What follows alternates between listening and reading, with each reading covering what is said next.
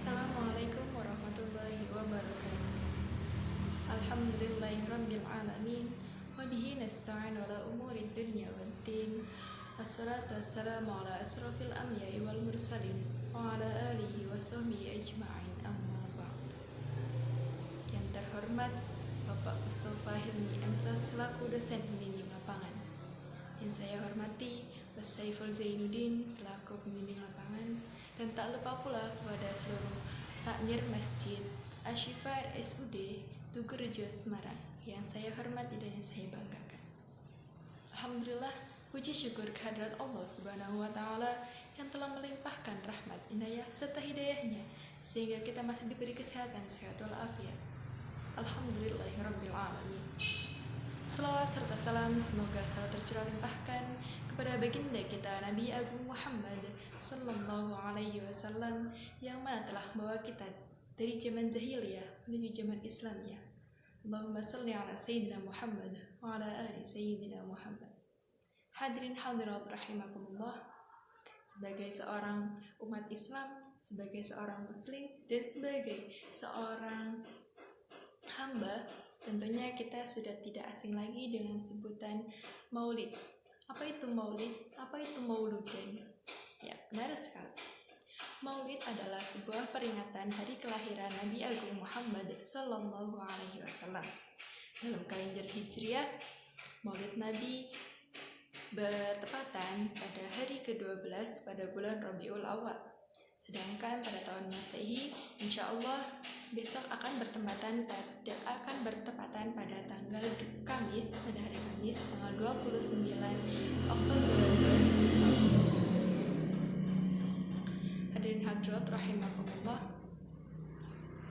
apa sih yang kita pikirkan yang pertama kali tentang mauludan? Kalau kita dengar kata mauludan, pasti kita akan berpikiran tentang pengajian, tasyakuran, makan-makan, ataupun yang lainnya.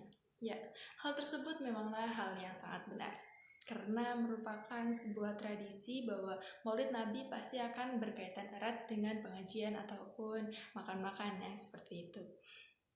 Karena di Indonesia sendiri, tradisi yang biasanya digunakan pada saat memperingati hari peringatan kelahiran Nabi Agung Muhammad SAW, yakni dengan pengajian ataupun yang sederhana, kita bisa menggunakan sholawatan berjanji gitu ya di masjid ataupun di musola masing-masing. Terus di kota-kota yang lainnya ada yang menggunakan tradisi sekatenan, dan ada juga yang menggunakan tradisi endong-endongan, dan masih banyak tradisi-tradisi lainnya yang bisa digunakan untuk memperingati kelahiran Nabi Agung Muhammad SAW. Hadirin hadirat rahimakumullah, perlu kita ketahui inti dari sebuah peringatan Maulid Nabi adalah untuk meningkatkan keimanan kita terhadap Nabi Agung Muhammad SAW.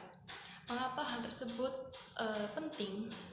Ya, karena keimanan kita kepada Nabi Agung Muhammad itu sangatlah berpengaruh ya, karena hal tersebut merupakan sebuah hal yang wajib bagi kita saat kita masuk Islam yang pertama kali, yakni rukun Islam yang pertama, yakni syahadat, yang berbunyi Bismillahirrahmanirrahim, asyhadu an la ilaha illallah wa asyhadu anna Muhammadar Rasulullah, yang artinya aku bersaksi bahwa tiada Tuhan selain Allah, dan aku bersaksi bahwa Muhammad adalah utusan Allah.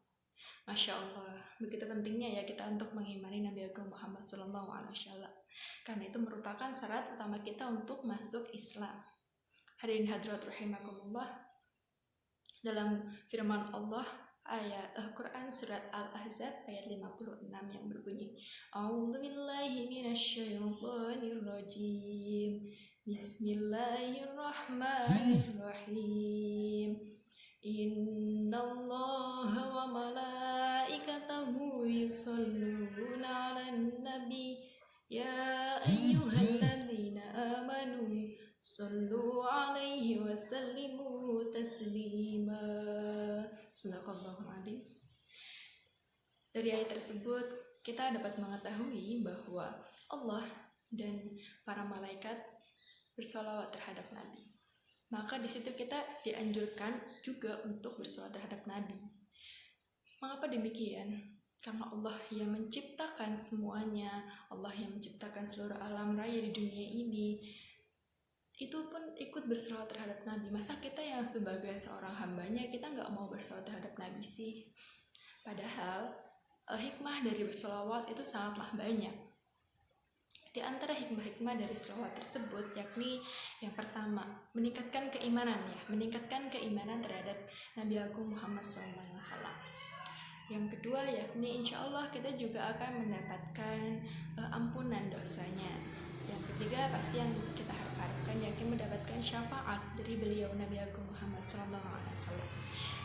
Dan hikmah yang lainnya yakni untuk mempermudahkan terkabulkannya doa.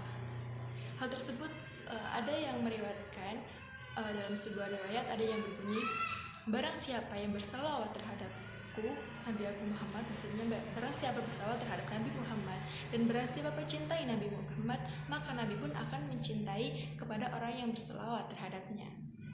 Dan ketika Nabi Agung Muhammad SAW mencintai makhluknya, mencintai umatnya yang bersolawat, yang mencintai Allah, maka insya Allah Allah juga akan mencintai hambanya yang bersolawat terhadap Nabi Agung Muhammad SAW.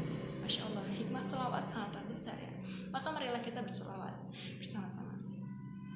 Kita akan bersolawat tentang solawat tibil qulub, yang insya Allah solawat tersebut memiliki kandungan di mana insya Allah dapat menghilangkan rasa resah di hati, rasa gundah di jiwa, rasa takut, dan bisa menghilangkan segala penyakit ataupun virus-virus yang sekarang sedang beredar, yakni virus corona. Semoga kita dijauhkan dan semoga segera dihilangkan virus corona tersebut di dunia ini ya, amin. Mari kita sholawat bersama-sama. Bismillahirrahmanirrahim. Allahumma sholli ala sayyidina Muhammadin tibbil qulubi wa dawaiha wa afiyatin abdani wa shifaiha wa nuril absari wa niyaiha wa ala alihi wa sahbihi wa sallim. Alhamdulillahirrabbilalamin. Mungkin hanya itu yang dapat saya sampaikan. Kesimpulan dari isi yang dapat saya sampaikan yakni inti dari peringatan dari Maulid Nabi Agung Muhammad SAW yakni untuk meningkatkan keimanan kita terhadap beliau Nabi Agung Muhammad SAW. Inti yang kedua yakni kita sebuah ajang pada peringatan hari kelahiran Nabi Agung Muhammad SAW adalah sebuah ajang bagi kita untuk meneladani sifat dan sikap yang dimiliki oleh beliau. Ya mungkin hanya itu yang dapat saya sampaikan. Semoga bermanfaat. Kurang lebihnya mohon maaf. Wassalamualaikum warahmatullahi wabarakatuh.